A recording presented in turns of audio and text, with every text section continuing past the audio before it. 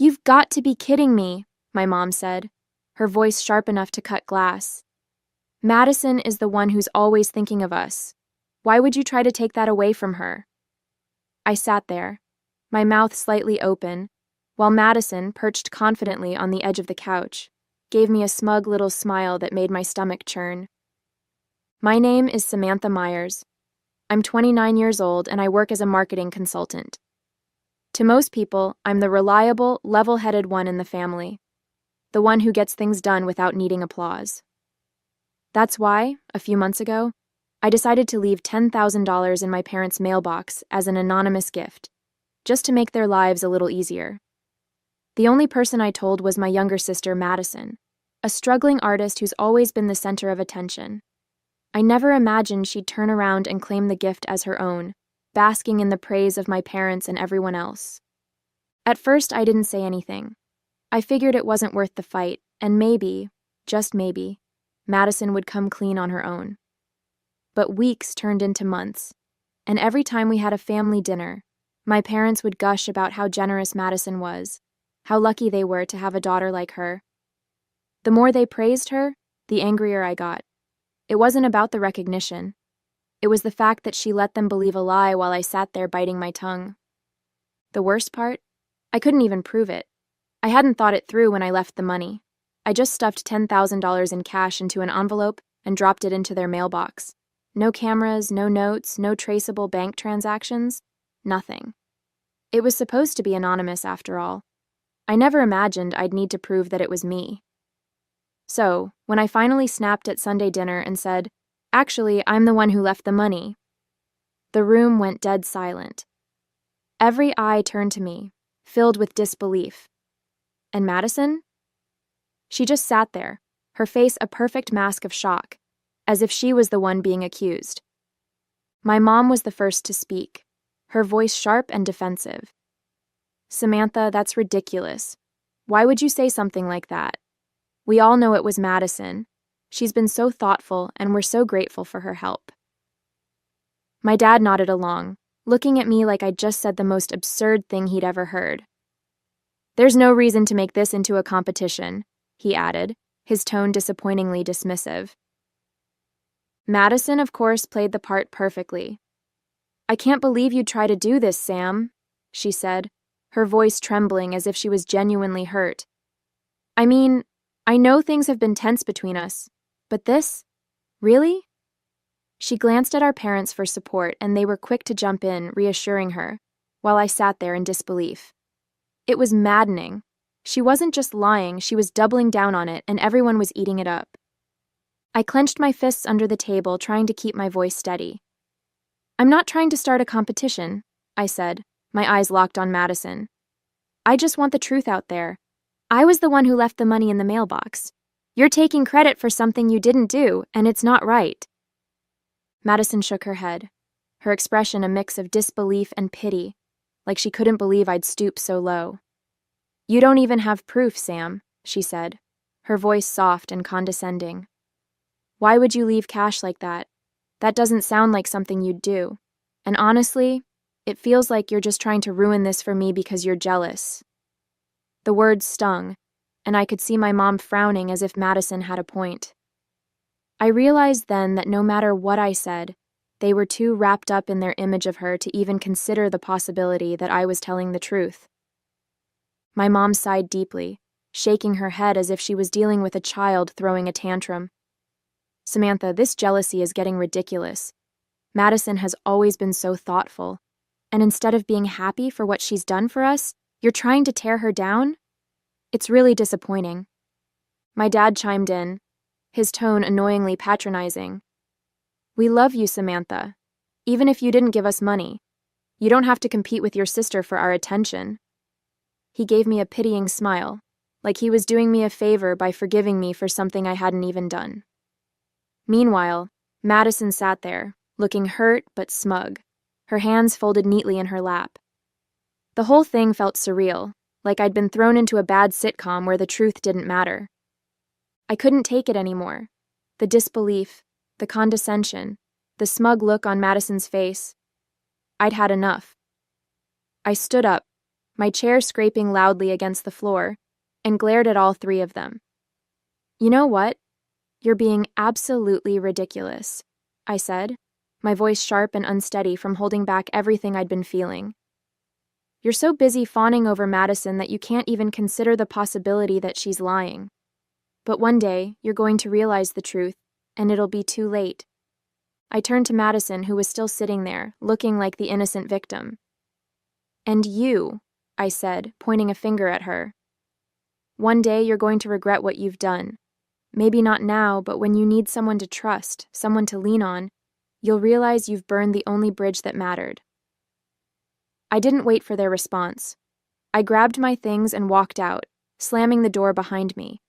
I wasn't going to sit there and let them paint me as the jealous liar anymore. In the weeks that followed, everything changed. My relationship with my parents became painfully cold. The usual texts and calls dwindled to almost nothing. And when we did talk, it was distant, like we were strangers navigating polite conversation. Madison? I didn't hear from her at all, and honestly, I didn't want to. Every family event or gathering, I found some excuse to skip. The thought of sitting in the same room with her, pretending like nothing had happened, was unbearable.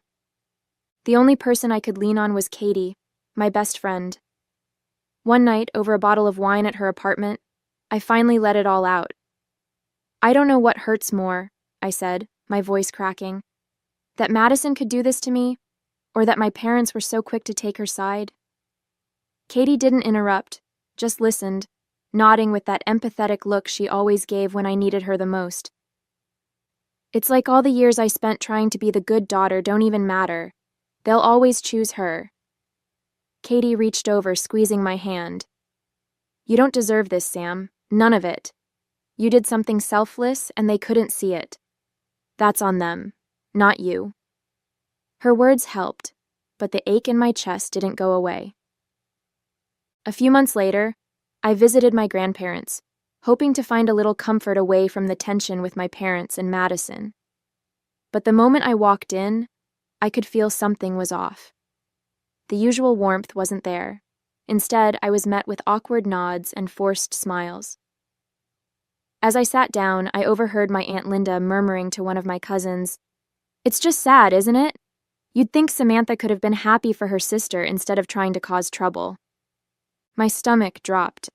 I turned to look at her, but she quickly looked away, pretending she hadn't just said something loud enough for me to hear. My grandmother, sensing the shift, tried to smooth things over, handing me a plate of cookies like that would somehow fix the tension. "You know, sweetie," she said gently, "Madison's been so good to your parents. It's really inspiring how much she stepped up for them." My chest tightened as I realized Madison had poisoned the well. They all believed her version of events, and I was the ungrateful troublemaker in their eyes. I stayed just long enough to be polite, but by the time I left, the lump in my throat felt like it would never go away. Leaving my grandparents' house that day felt heavier than I expected. The words I overheard replayed in my mind like a broken record, each one stinging more than the last. It wasn't just the unfairness of it. It was the realization that Madison had gone out of her way to tarnish me to people who were supposed to love me. It was infuriating, but more than that, it hurt. And when I got home, I sat in my car for a while, gripping the steering wheel and staring at nothing. The worst part wasn't just that my family believed her lies. It was knowing that no matter what I said, they'd already made up their minds. Sitting in my car, I reminded myself of the cold, hard truth. There was no way I could prove it. I had been so focused on making the gift anonymous that I hadn't left a single shred of evidence. No receipts, no bank transfers, nothing. Just an envelope stuffed with cash dropped into their mailbox. And since everyone believed Madison, what could I do? If my own parents didn't trust me, what chance did I have with the rest of the family? It felt like I was screaming into a void, and no one cared enough to listen. The reality was painfully clear. There was nothing I could say or do to change their minds. All I could do now was walk away and try to rebuild my life without their approval. As I sat there staring blankly through the windshield, a single thought kept looping in my mind. I needed a miracle. something out of the ordinary. Something that would turn the tables and finally make them see the truth. It wasn't enough to just walk away. I wanted justice. I wanted them to know who I really was, not the villain Madison had painted me to be. But what could that miracle even look like? I had no proof, no way to back up my side of the story. For months, I'd stayed quiet, trying to keep my dignity intact, but now it felt like silence was my enemy. Something had to give. I just didn't know how or when, but deep down, I held on to the hope that someday, something would happen to expose Madison for who she really was. Just as I was spiraling in my thoughts, my phone buzzed on the passenger seat. I grabbed it, expecting a spam notification or a random update. But when I unlocked it, my heart skipped a beat. It was a message from Madison. "Hey, Sam. I really need to talk to you. It's important." I stared at the screen, my emotions swirling between anger, suspicion, and curiosity. Madison hadn't reached out to me in months. The timing couldn't have been more surreal, but I couldn't ignore the sinking feeling in my gut that whatever she wanted, it wouldn't be good. Still, a part of me couldn't resist the urge to find out what she had to say. I stared at Madison's message for a long moment, my thumb hovering over the screen. Every instinct told me to respond right away, to demand to know what she wanted. But then I stopped myself. Madison had spent months twisting the narrative and letting everyone think the worst of me. She could wait. I put my phone down and decided not to let her urgency dictate my response. Whatever was so important could wait until I was ready. The next day, after a long night of restless sleep and careful consideration, I finally replied, "What's so important, Madison? Make it quick." I wasn't in the mood for games, and I wasn't about to let her think I was eager to hear from her. Madison replied almost instantly, like she'd been waiting for my response. "Can I come over? I really need your help, Sam. I'm in a tough spot." The tone of her message was pleading, which wasn't like her. Madison rarely admitted to needing anyone, let alone me. I debated for a moment before typing back, "What kind of help are we talking about?" I wasn't about to let her waltz in and dump her problems on me without a clear explanation. Whatever this was, I wasn't going to let her manipulate me into another mess. Not again. Her next message came quickly. "I'm struggling financially.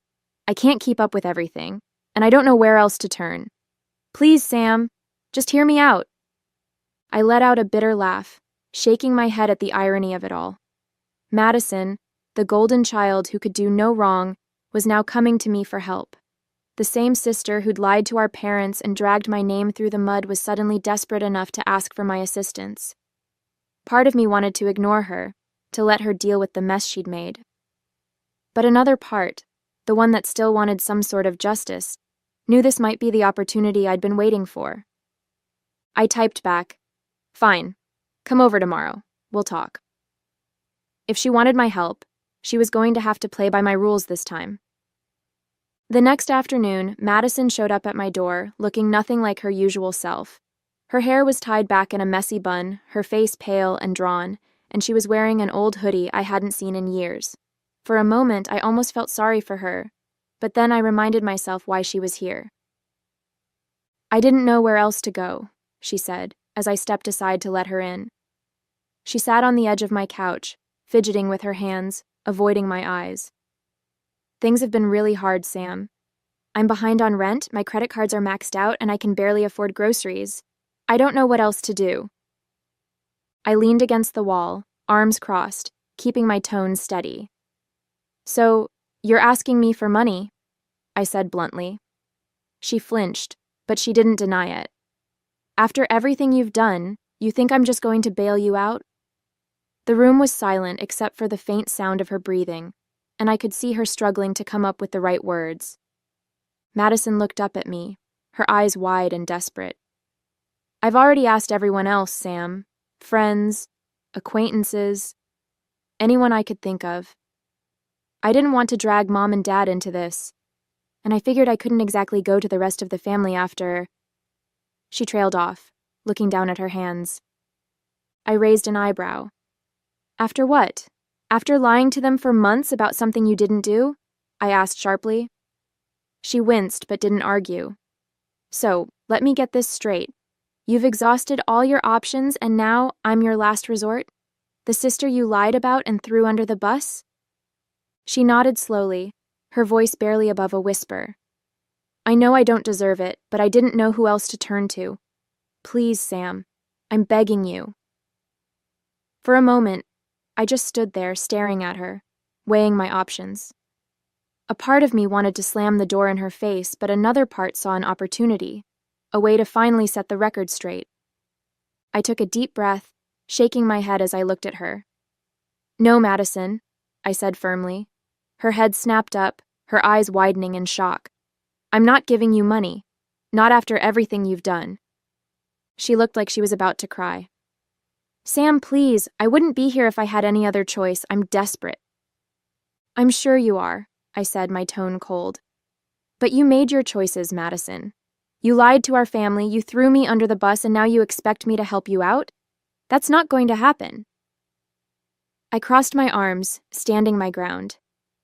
For the first time, I felt no guilt, just a sense of clarity.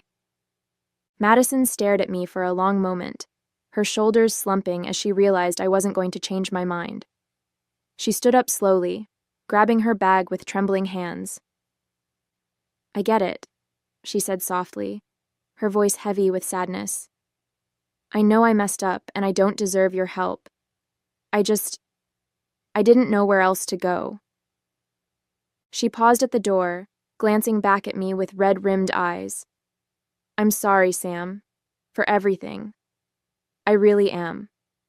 Her voice cracked on the last word, and before I could say anything, she opened the door and stepped out, closing it quietly behind her. For a moment, I just stood there, staring at the empty space she'd left behind. I wasn't sure what I felt, relief, maybe, or just exhaustion, but I knew I'd made the right decision. A few days later, my phone buzzed while I was in the middle of making coffee. I glanced at the screen and saw my dad's name. It wasn't often he called me directly, so I answered, curiosity and a little apprehension building in my chest.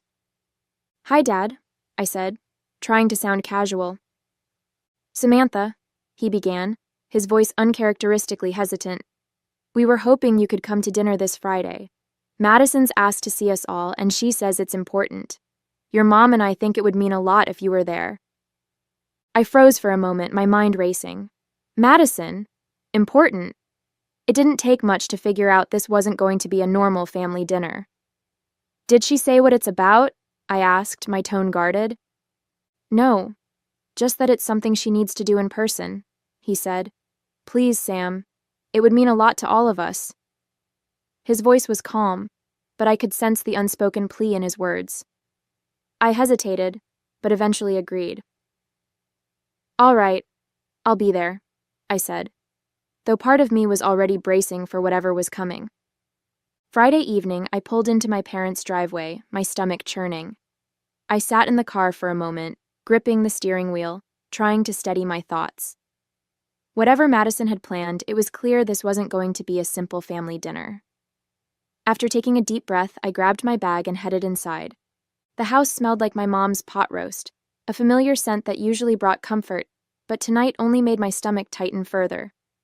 As I stepped into the dining room, I saw my parents, my grandparents, and Madison already seated around the table. My grandparents smiled at me warmly, but there was an unmistakable tension in the air. Madison looked down at her hands, fidgeting nervously. My dad stood as I entered, giving me a hesitant smile. Samantha, glad you're here, he said, motioning to the empty chair next to him. I nodded silently, taking my seat, my gaze flickering to Madison, waiting to see what this important meeting was really about. Just as the awkward silence began to stretch, Madison let out a shaky breath. Before anyone could react, she broke down, sobbing uncontrollably. Her shoulders shook as she buried her face in her hands, the sound echoing in the room. My mom gasped, rushing to her side, while my grandparents exchanged confused looks. What's wrong, sweetheart? My mom asked, placing a hand on Madison's back, her voice full of concern. My dad leaned forward, his brow furrowed. Madison, what's going on? I didn't move. I didn't need an explanation because I already knew. Watching her unravel, I felt a strange mix of emotions: anger, vindication, and an odd sense of pity. This was it. She was cracking under the weight of everything she'd done. I stayed silent, waiting to see what she'd say next, the tension in the room so thick it was almost suffocating. Through her sobs, Madison began to speak, her voice trembling but loud enough to silence the room. "I can't keep lying anymore," she choked out, tears streaming down her face. "The $10,000, it wasn't from me. It was Samantha. She's the one who left the money in the mailbox." She paused, her chest heaving as she tried to collect herself. "I took the credit because I wanted to feel even more loved, more appreciated. I've never felt like I was in anyone's shadow. Mom and Dad have always protected me, always supported me. But I wanted more. When I saw what Samantha had done, I was jealous. I wanted to be seen as the one who could do something that big, something that meaningful." She glanced at my parents, her face pale and full of regret. I didn't think about how much it would hurt her, or what it would do to all of us. I just wanted to hold on to that feeling of being special. And when Samantha tried to speak up, I lied again. I panicked because I didn't want to lose the way you looked at me. I didn't want to lose being the one you were proud of. Finally, she looked at me, her voice breaking completely. "I'm so sorry, Sam. You didn't deserve any of this. I was selfish, and I let it go too far." She broke down again, her head in her hands, as the room fell into stunned silence, everyone too shocked to speak. As Madison spoke, I sat frozen in my chair, a storm of emotion swirling inside me. Anger, vindication, disbelief, sadness, it all hit me at once. Hearing her finally admit the truth after all this time should have felt satisfying. But it didn't. Instead, there was a hollow ache in my chest, a reminder of everything her lies had taken from me. My relationship with our parents, my place in the family, my peace of mind. I glanced at my mom and dad, their faces pale with shock, their eyes flickering between me and Madison as they tried to piece it all together. They looked devastated, but I couldn't find it in me to feel sorry for them. They'd chosen to believe her over me, and now they were seeing the fallout of that choice.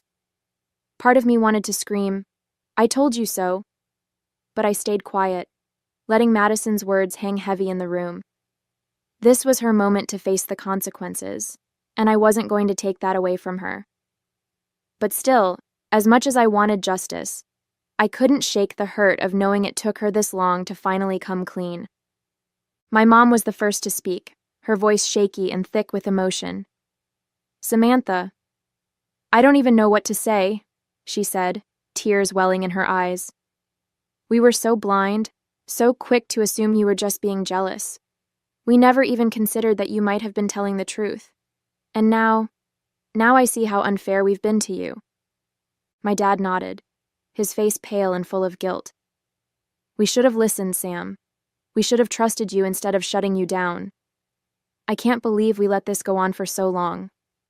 I'm so sorry for everything we said, for doubting you. You didn't deserve that, not from us." They looked devastated, their regret plain on their faces. I could see my mom's hands trembling as she reached across the table, her voice breaking. "We let you down, sweetheart. We're so sorry. Can you ever forgive us?" Their words should have brought some comfort, but all I could feel in that moment was a mixture of sadness and exhaustion. They were sorry now, but the damage had already been done. I glanced over at my grandparents, and the sadness on their faces was unmistakable. My grandmother's lips were pressed into a thin line, her eyes glistening as she looked down at her hands. My grandfather shook his head slowly, his expression a mix of disappointment and heartbreak. They didn't say a word, but the weight of their silence spoke volumes. They couldn't believe what they'd just heard. Days went by, and I couldn't stop thinking about everything that had happened. Madison's confession, my parents' apologies, the way my grandparents had looked at me, it all replayed in my mind like a movie I couldn't turn off. I thought about Madison, how broken she'd seemed, and for the first time, I let myself see past the anger and hurt. She'd made a mess, yes, but she was finally trying to take responsibility. Maybe, just maybe, she deserved a second chance, not through money, but through guidance. After a lot of thought, I called her. Madison, I said, my voice firm but calm, I've decided to help you, not by handing you money, but by helping you figure out how to get back on track. We'll sit down, go over your finances, and organize a plan to fix this, but only if you're ready to take it seriously. She was quiet for a moment before she agreed, her voice softer than I'd ever heard it. It wasn't forgiveness, not entirely, but it was a start. And for the first time, I felt like I was taking a step toward healing, not just for me, but for both of us. After everything, I felt lighter, like a weight I'd been carrying for a long time had finally been lifted.